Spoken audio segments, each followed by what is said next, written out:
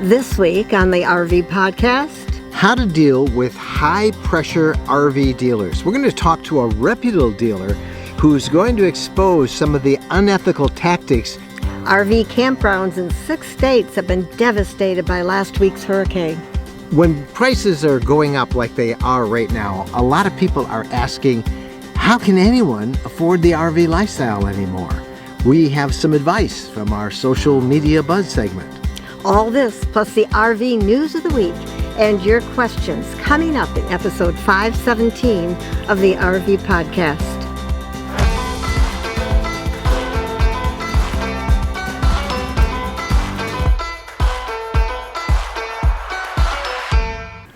Hello everybody, I am Mike Wendland and this is my lifelong traveling companion and my lovely bride, Jennifer. Hello, Mr. Michael. It is nice to be with you. It is nice to be with you, except it's a bit warm. Yes, we'll talk about that in a moment, but first just to reflect on just the devastation that has happened across 6 states in the wake of Hurricane Helene. In terms of RV campgrounds, a number of them have been destroyed. Many others have been severely damaged. Some are closed. There has been at least 1 death reported. It's just been a terrible tale of devastation. And this is, of course, in Florida, in Georgia, in the Carolinas, in Virginia.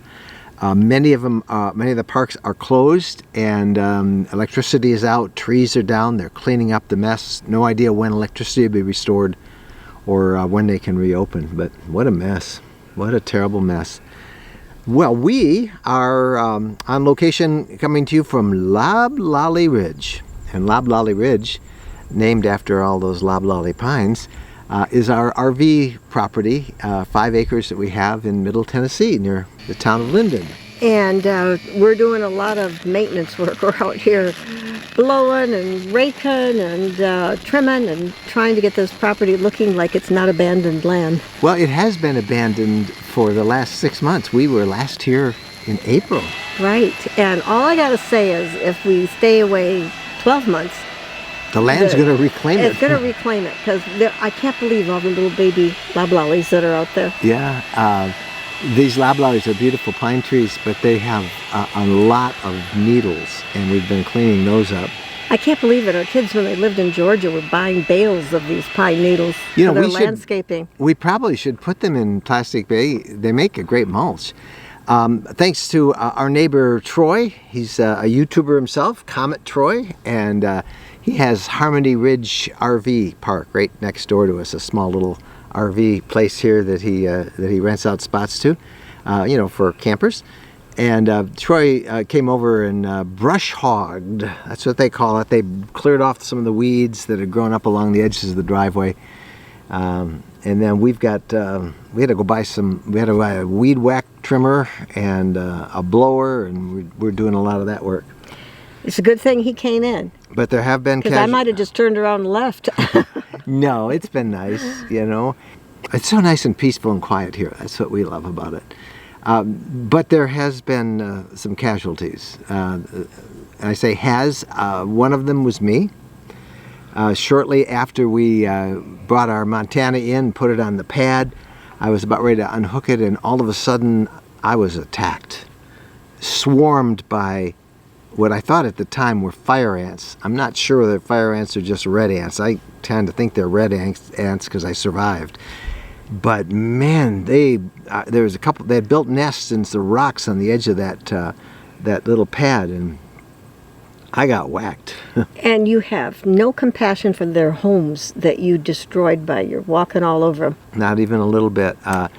I went immediately. Well, I got bit so many times. I had ants in my pants. They literally were all over. When I started feeling these bites, and I looked down, and they were all over my shoes. They were climbing up on my pants, and then it was as if they have some source of telepathy. They all bit me at once. I don't know how that happened, but it was like, holy cow! I did You had some fancy moves going on out there. I was dancing, huh? Hands, and you were carrying on like I couldn't believe, and I'm so glad that you were okay. Well- Because I was afraid we might have to take you to the emergency room or something, because you had too many bites to even count. Oh my gosh! And they immediately were swelling up and blistering, and you can't see them Oh now, my but goodness! they're there. If that had been me, I'd probably be in a hospital someplace. I'm up and down my legs. It was not good. Yeah. My ankles, they bit through my shoes or got inside and bit a couple of my toes. So, how many of you folks want to camp on our lot? We did our best to get rid of the ants. We did. So. We did. And that's the first time we've had them. That's the first time, and it was. Hopefully the last. It was good. You did send me to the local pharmacy, and we got some Benadryl, and that took care of any issue I had. You only took one. The ants, they're gone, or at least they've moved on. So that's where we are. Hey, before we get to our conversation of the week, which is a must listen, so stand by.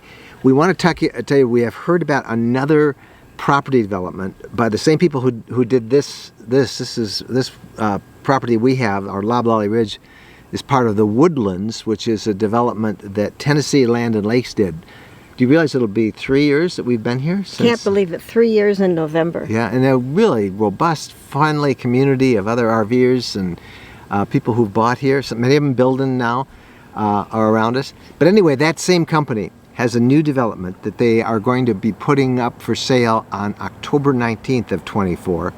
And we're going this week to get our first look at it. It's called the Retreat at Paris Landing. And it's up a little northwest of here, up near the Kentucky border. It's at a place on the Tennessee River that is so wide they call it Kentucky Lakes. And Kentucky Lake, the land of lakes, land between the lakes area, that's what it's known as. Very popular resort area. The state park there is a beautiful resort and a lodge. These are really nice, large acreage lots. 5 acres starts at $99,900. And they come with special deeded lake access. We love that lake. It's gorgeous. It's part of the Great Loop. And they're going to be sold first come, first served starting October 19th. You can get information at rvlands.net. That's rvlands.net. And it's geared for people who want peace and quiet and privacy. That's kind of what we have here. Mm-hmm. We call this our little retreat, and it really has been just a wonderful area. We're going up to take a look at it, so we'll have some video on it later on. It's also close. There's resorts and shopping and marinas, and you can put your RV on the property. What else? It's like here, it's your land, your way. You can build, you can put a barn dominium up, a house, a second home, a cottage. It's kind of lake living up that way. I like the idea of the shopping being close by and the big lake to enjoy. Yep. So we're going to go up and we'll take some pictures and some video and we'll show it to you. But we wanted to give you a heads up on it. People are always asking us, where can we get something like what you have? October 19th is when they have a one-day sale, and it's first come, first served. And we'll let you know what we see when we see it. So we're looking forward to it. All right. Time now for our RV conversation of the week.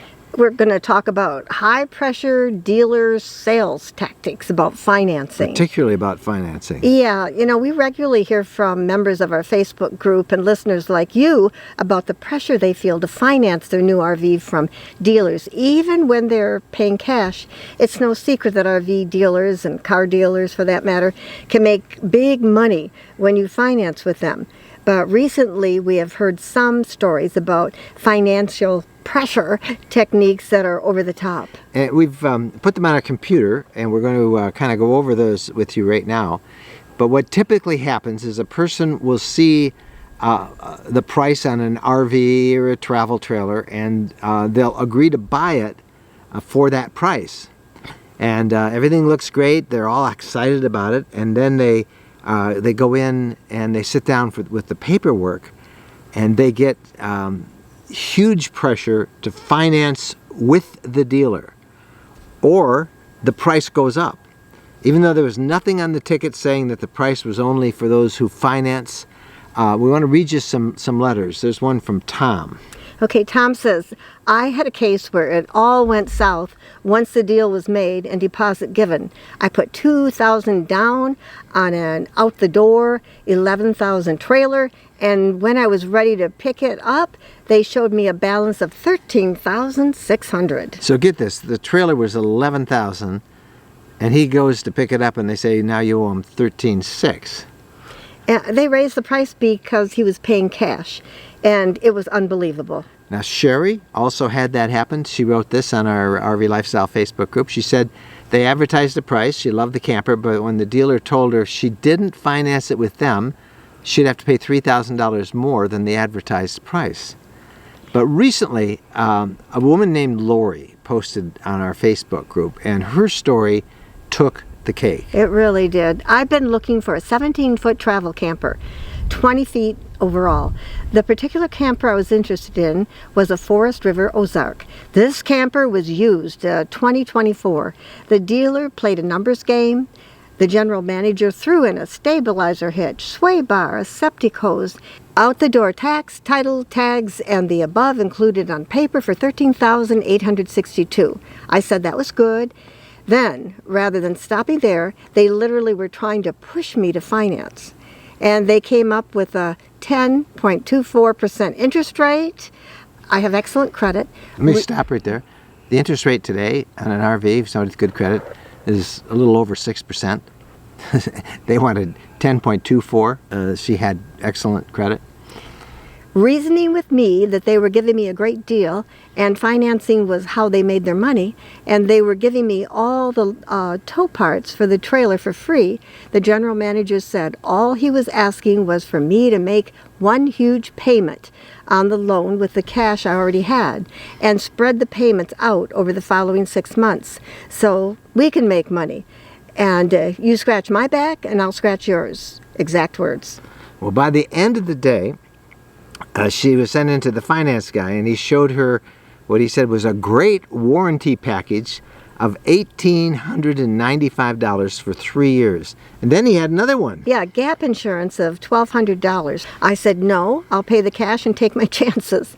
They then told me the price would go up $3,000 if I paid cash because of all the extras they were throwing in. The finance guy told me the trailer already was depreciating $3,000, and that was a factor causing the high interest rate. Now, when she said no to financing, in comes the general manager, and he reminds her that she agreed to finance it, and he said, gave her this final push to get him to sign off. She says, this doesn't seem right. Well, our community that she posted this on certainly agreed, and everybody, first of all, called out this ridiculous interest rate of 10.24%. I mean, if you haven't done your homework, you don't know. You think that is a standard, and as I said, right now it's about 6%. So the trailer she thought she was going to buy for $12,900 something bucks ended up being almost $18,000. Well, she's not alone. That post from Lori was followed by all these other people who had similar things happen. Jessica wrote, they did this to me, and then even pulled my credit for a loan application without my permission. And knowing full well I was paying cash, definitely make sure they don't get your social security number or any purchase agreement. Ron wrote that every single company who offers you or pressures you to finance through them gets a percentage of the financing returned to them, sometimes adding thousands to their profit. That's the finance company's way of motivating the dealer to push their financing over other finance companies like a credit union or a bank where you will almost always get better loan terms. The tactics they all seem to do the same thing. Make a sweet deal up front, get you hooked, get your hopes up, then Ron says, pull the rug out from under you by guilting and suckering you for their financing. Horribly expensive, often worthless extended warranty deals, and false freebies. So our group had a number of suggestions. First one, they said, Shanda bought from private sellers.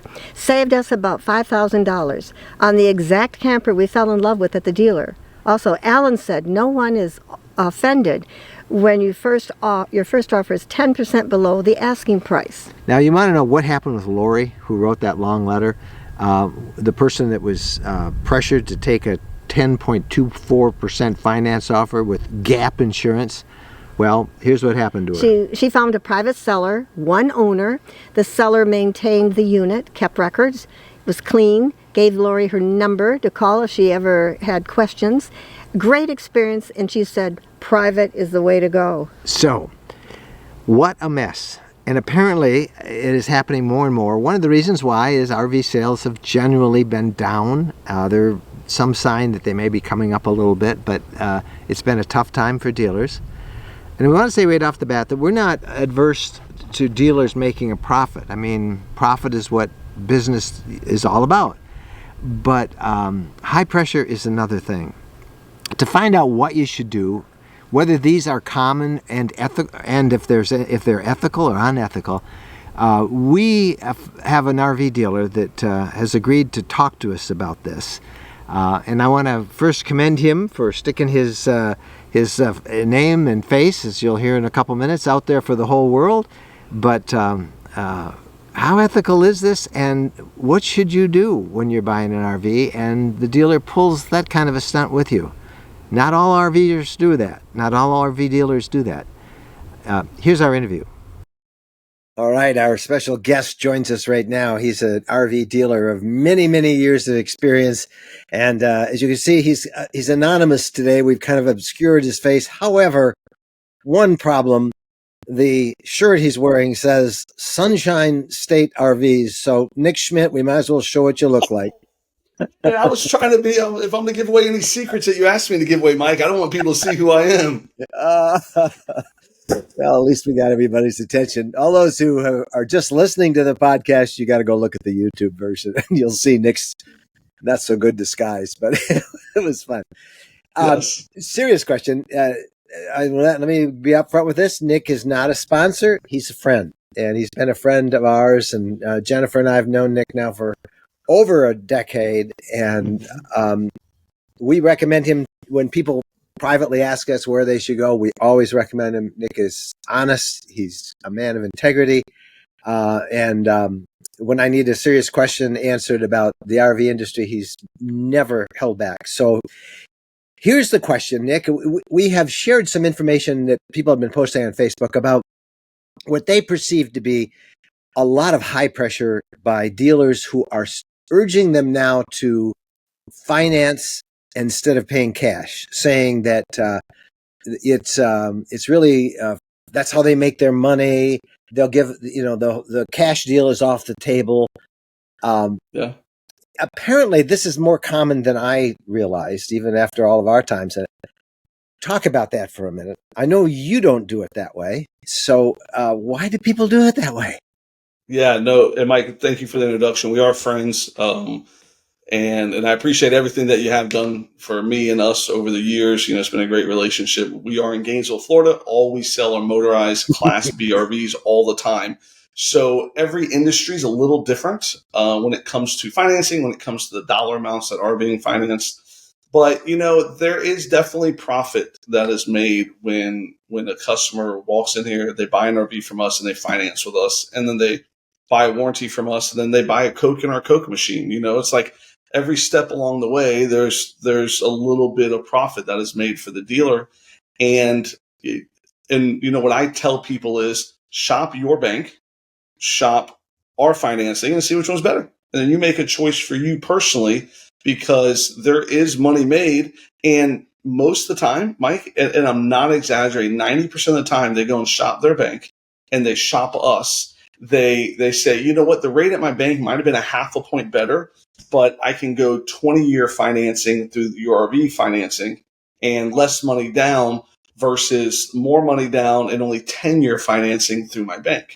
So people tend to use the financing that we offer, but there is profit made for the dealership. Is it a ton? Is it more than the RV? A lot? No, but there's just like anything. I have to have a separate employee in an office who is generating that paperwork and who is kind of organizing that deal between the customer and the bank. So I got to be able to pay him, and so there has to be some money made there to pay for the extra employee who's handling it. And then it's just, we need profit to stay in business, Mike. Just like, you have sponsors of your channel that are great, and, you make a little money when people buy from them off of your code, and we make a little money when we recommend business to the bank. We make it from the bank.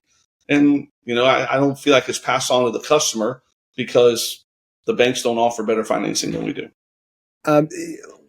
But the pressure to finance at the dealer rather than pay cash, that's what people seem to object to.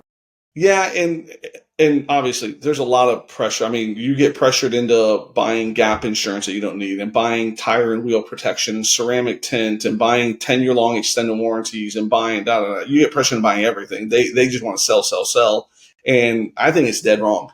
Personally, I think it's dead wrong. You'll never hear an employee of Sunshine State RVs doing that.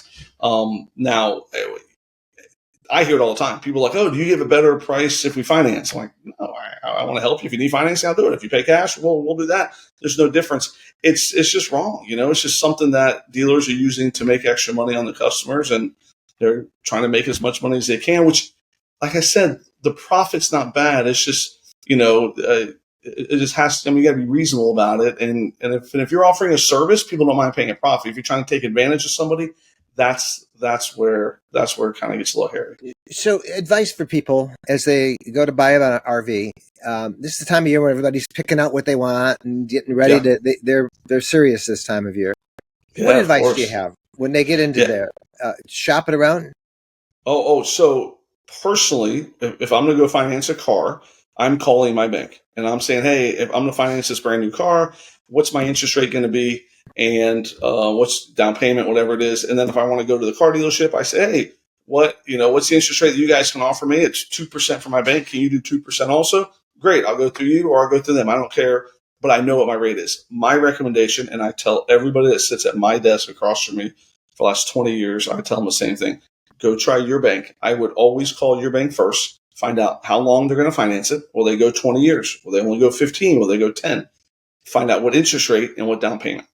Once you find those three things out, then you walk into the dealership and you say, hey, I want this RV. And, I'm open to financing with you. And then you tell them, let me know my payment, let me know my down payment, and how many years I'm going to be making that payment for. And if there's any prepayment penalties would be a big question as well. So then you go through those things, and then you know what your bank's going to offer you. Then you find out what the RV dealership's going to offer, and then you make a decision based upon what's best for you. A higher interest rate and a lower down payment may be what you need to get the deal done. Higher, more number of years, and so everybody's in a different situation. This conversation on our social media that started this was somebody who wanted to pay cash for an RV that they picked out on the lot. And the dealer made a really good deal on it. And when the dealer said, you got to finance it or the deal's off the table, this person's saying, what do I do? Dealer says, I can finance it. He gets his commission. Then I can make one big payoff at the end. They just felt sleazy with that. And the vast majority of the people on our service, they felt it too. Our recommendation, and I want to see, is go someplace else. That's not how to do business. Yeah, I mean, how are they going to treat you the whole rest of the time that you own the van? I say vans, that's all we do. The whole rest of the time you own the RV, how are they going to treat you? They're going to treat you to where they want to squeeze every nickel and dime out of you like they try to do when you're buying it. What other fees are they sneaking in there? It's like if they're so money hungry and profit driven, are they sneaking other fees and you don't know? Is there a prepayment penalty they're not telling you about? So then you go make that one payment and you're like, oh, there's a $5,000 prepayment penalty. You never really know, because if they're doing that to try to convince you to give them some extra profit, you never know what else they're doing, if that makes sense. Great. I would personally go somewhere else. I would say, hey, if I can get this deal one place, I can definitely get it another, and my cash has to be good somewhere. Well, Nick, thank you so much for giving us the sanity of this thing. Thank you for the way you do business and not being afraid to somewhat call out some of these other people in this industry that aren't as ethical. And it helps us to make wise decisions, and it convinces Jennifer and I why we've always been right in saying If you're going to buy a Class B, go talk to Nick Schmidt in Gainesville, Florida 100%, at Sunshine 100%. State RVs. Hey, brother, good to talk to you. Thank you very much. And there again, if anyone has any questions, feel free to reach out to us. Mike can let you know how to get a hold of us, but we're happy to help any way we can. We can give you a free plug, sunshinestatervs.com. Thank you, Nick. That's it. Well, Nick Schmidt is a good guy. We thank you, Nick, for taking the box off your head. That was fun. And sharing your insight. Bottom line, don't just walk out of the dealer if they start doing that. I mean, high pressure tactics like that, there's no place in today's marketplace for that. Mm-hmm. None. Get out of there. Right? Yeah, no matter what you're buying. Yep. All right, we'll be right back after this. One of the most exciting developments for RVs is happening out west in Arizona. Western Land and Ranches is selling 5-acre high-elevation ranches just off the famous Route 66, the birthplace of the American road trip. And these are beautiful, secluded tracts of land surrounded by majestic mountain ranges with sweeping valley views. The high elevation is a unique microclimate as well, giving you cooler temperatures, green grasses, and tree cover, making it unique for desert property. The community is in the center of it all, close to the best of the West: Grand Canyon, Las Vegas, Lake Havasu, Lake Mead, Lake Mojave, the Colorado River, Flagstaff, Sedona, and historic Williams. If you're tired of crowded RV parks and paying high fees for sites, well, ownership might be right for you. This incredible collection of mountaintop properties called Greenwood Ranches hit the market, and it's selling out fast. There is no HOA. You can build a house, a cabin, outbuildings, or just RV. It's your property, your way, 100% ownership. Visit the website to get details and set up a showing, ArizonaRVland.net. That's ArizonaRVland.net. Now it's time for the social media buzz with Wendy Boyer, and Wendy reports on the hot issues most talked about this past week on social media and our RV lifestyle community group. So Wendy, what do we got this week? Hi everybody. Over in our RV lifestyle communities, brands and models space, we had a recent question from Bunky and Renee, who are thinking of selling everything and going full-time in an RV, and so they asked the group for advice. Lots of good tips here. Thomas and Heather said they're doing research on this right now, and they've come to the conclusion there's not one plan for everyone because individual circumstances are different. But they said the number one piece of advice for them would be don't go in debt. Buy a rig that you can buy without a loan, and then just learn how to do maintenance and basic repairs yourself. Michael's piece of advice was do not sell your house or sell everything because it might not be what you think it is, and it's hard to get that house after you sell it. And then one of our full-timers, he said, before you buy a rig, think first what you want out of this, because that's going to guide you on what type of rig, and then adjust your mind so that you know no matter how much you plan, there's going to be surprises and adjustments that you didn't anticipate, so be ready to kind of roll with it. So many good tidbits in this thread. And also, a similar question in our general discussion space was from Albert. He's also thinking of going full-time and buying a rig, and so he asked the group, is there anyone who could recommend a good couples rig? He wanted a travel trailer under 30 feet. And he got a lot of suggestions. There were several people who suggested Airstream, said they're made well, lightweight, have everything you need. There was also a recommendation from Dallas and Donna. They've been full-time for 5 years, and they have a 2020 Lance. It's 25 feet. They said from hitch to ladder, that's how long it is. Large 45-gallon tanks, and they were able to camp with no problem in minus 8 degrees, that is. That's really good. And Gary, it sounds like he's been really happy with his Grand Design Imagine. Everything you need, he said. So lots of threads there if you're looking for a couples trailer. And then over in our RV Lifestyle Facebook group, we had a post that really got people talking. We're talking like over 700 comments last I checked, and it was from Shelby. Now, Shelby said she's lucky enough that she can retire early. She's thinking about going full-time, but she doesn't know if it's in her budget. She asked, how does everyone afford this lifestyle? I usually spend $100 to $200 a night at a campground. That's just not doable all the time. Do you have any tips for me? And as you can imagine, $100 to $200 a night as a camping charge got a lot of people saying, whoa, where are you camping? That's really expensive. And it turns out she's camping in the southeast part of the country. She said she's been in Gatlinburg, Tennessee, about $150 a night, Myrtle Beach State Park, about $100 a night. Mountains, North Carolina, about $150 a night and up. Cheapest ever was West Virginia at $50 a night. So a lot of people said that's how much it costs to camp in certain parts of the country. We heard from Kristen. She said Delaware and Maryland had a lot of campgrounds that were just purchased by Sun Outdoors, and once Sun Outdoors bought them, they raised the rates like crazy. Peak season, it's about $200 a night to camp. Other places, California, which, California does tend to cost a little more, $80 to $200 a night, usually about $150 a night, someone said. In Florida, Brittany said she considers herself lucky if she's only charged $100 a night for a campground. She said about $150 to $170 is kind of normal there. So, a lot of these have to be resorts, but those are some high costs. So the advice people had was camp in less expensive spots. Find other places in the country that don't cost as much, or maybe don't choose those resorts. People recommended work camping. They recommended state parks, BLM land, national forests, Corps of Engineer campgrounds. Those are gorgeous and super reasonably priced.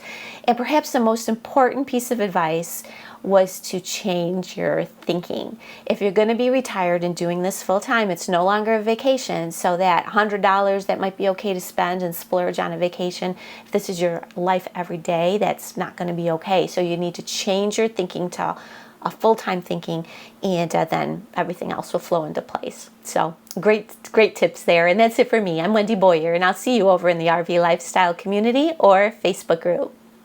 Unfortunately, everything's going up and the price of a camping space goes up. And I think it was good advice. Get out of the mindset that you're on vacation and realize you're looking for bargains and you got to make your money stretch. Yeah, we rented a spot on the way down here, and it was, I think, $60 a night. And it said pick your spot, and I picked my spot. They had a lot of openings, and then I got a flag from them saying, okay, we'll guarantee you the spot if you pay us $20 more. Well, then why did you have me pick a site if you won't guarantee it to me? I did not add $20 more, and I did get my original site, but I was constantly told we can change your site anytime we want. I think that is terribly unethical, and every campground is doing it now. Not every, but a whole bunch of them are. And I almost canceled it and went with someplace else, but I did get my site, but still $60 for an overnight. That's a lot. Yeah, that extra $20 to guarantee it. I don't think anybody likes that. No. We campgrounds do because they get more money. Yeah, yeah. Yeah. So anyway, not only RV dealers have some issues, campgrounds have some issues. And just remember, you have the power to say yes or no, or to go elsewhere. I'm so glad you didn't cancel that campground because they had pickleball courts, they had a nice doggy fenced-in area, they had exercise equipment. Yep. I liked it. It was a nice campground. It was very nice. I just don't like...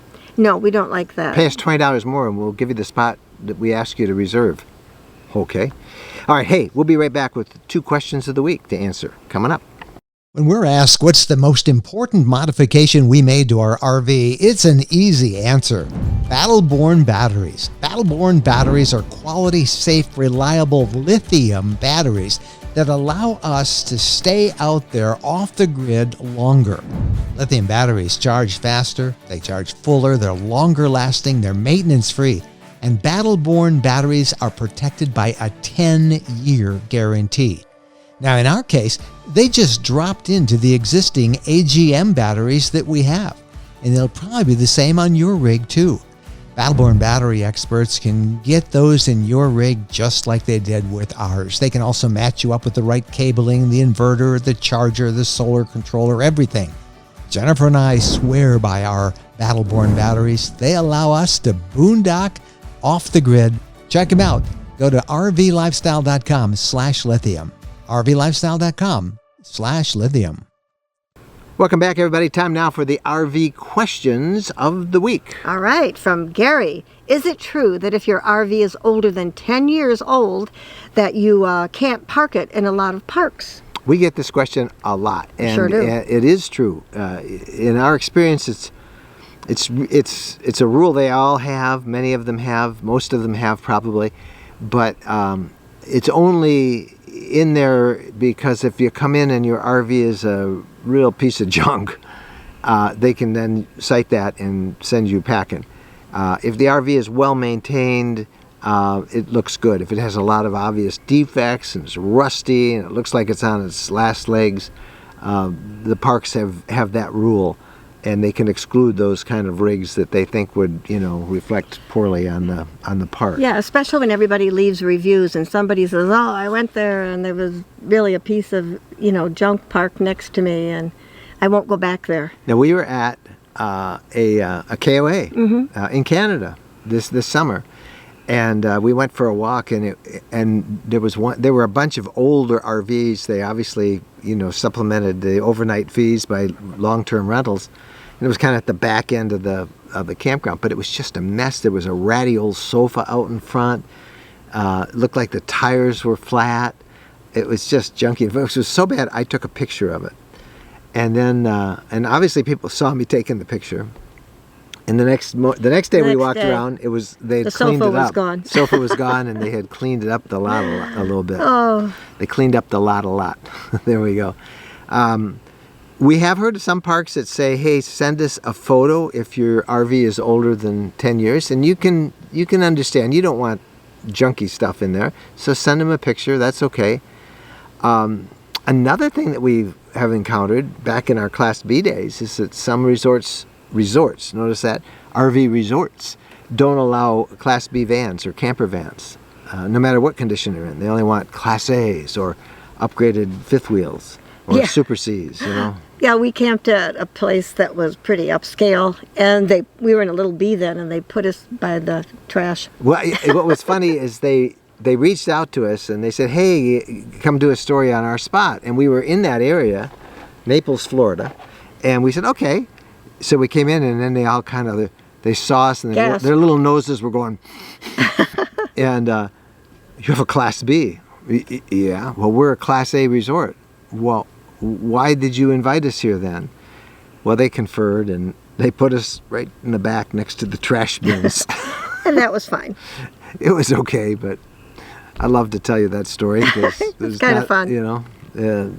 It happens to everybody, I guess. Yeah. But generally speaking, at most campgrounds, if your RV is well maintained, if it's clean and good mechanical condition, you should be fine, even if it's over 10 years. But they do have that rule. All right, second question. This one is for you, Jennifer. And Megan says, "Jennifer, what do you use for a vacuum cleaner in your RV? It always looks so clean and sparkling, and I've heard you talk about vacuuming it before and after trips." Well, we use a Shark cordless vacuum we bought from Amazon. In fact, we liked it so much, we've bought 2 of them. It's a full-height vacuum that can easily be turned into a handheld one. Yep. I love that little vacuum. I mean, it isn't the world's most powerful vacuum, but it more than does what I want it to do. It's great for vacuuming up sand and dirt and mud and bow hair. And the unit we have is the Shark Pet cordless stick vacuum. I'll put a link to it in the show notes for this episode, and you find that at rvlifestyle.com/podcast. And it has several attachments, and as I recall, we paid something like $130 for it. Yeah, I think so. It's ironic because we do have that, and we also have in this Montana, we have a central vacuum system, and we've never used it. We've never used it. Probably all the should use accessories it. are underneath the bed in storage. We really should, just to see how it works. Well, I just keep the upright out The in the uprights, corner. yeah. Because we have many occasions to use it, with a dog and Yeah. with these 2 people that camp in it that don't take their shoes off. There's both of us. There's reason to just get it out quick and vacuum. Yep. All right, that is the podcast for this episode. We would love to hear from you, your comments on any of the items we discussed today, your questions that you would like us to answer. We appreciate you guys so much for being here. Thank you for watching. Happy trails.